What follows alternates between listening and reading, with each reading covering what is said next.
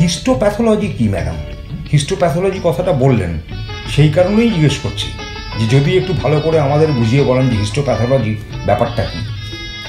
ওকে, histopathology আপনি আবার itself দেখবেন, এই যে টার্ম আছে হিস্টো অ্যান্ড প্যাথোলজি। হিস্টো মানে হলো টিস্যু, টিস্যু মানেটা কি হলো, যখন আমরা বায়োপসি করি, যে মাংস টুকরো যা আমরা বের করি ডিজিজ সাইট থেকে, সেই ছোট টুকরো থেকে আমরা বলি টিস্যু।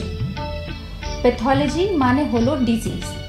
তো যখন আমরা টিস্যু, যা ডিজিজ টিস্যু আছে, ওটা প্রসেস করার পর একটা ডিটেল স্টাডি করি, মাইক্রোস্কোপ ভিতরে দেখি কি এটা কি জিনিস আছে, ওটাই বলা যায় হিস্টোপ্যাথোলজি। হিস্টোপ্যাথোলজি টেস্ট কেন দেয় ডক্টররা, এটা আমি আপনাকে বলতে পারি। যখন ডক্টররা কোনো টেস্ট করে, সেটা মানে একটা ভাবে কি এটা কেন হয়েছে এই ঘাওটা, না এটা একটা ইনফেকশন লাগছে, হতে পারে এটা ক্যান্সারও হতে পারে।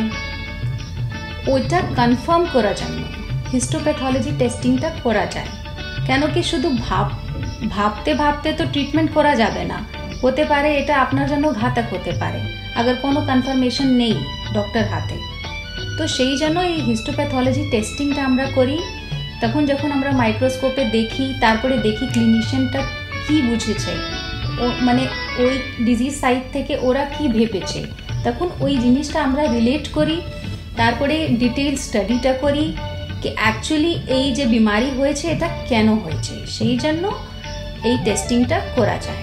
But this is very important testing কোনো ডিজিজ সাইট থেকে নেওয়ার জন্য। This is the gold standard testing যা ডক্টররা করে।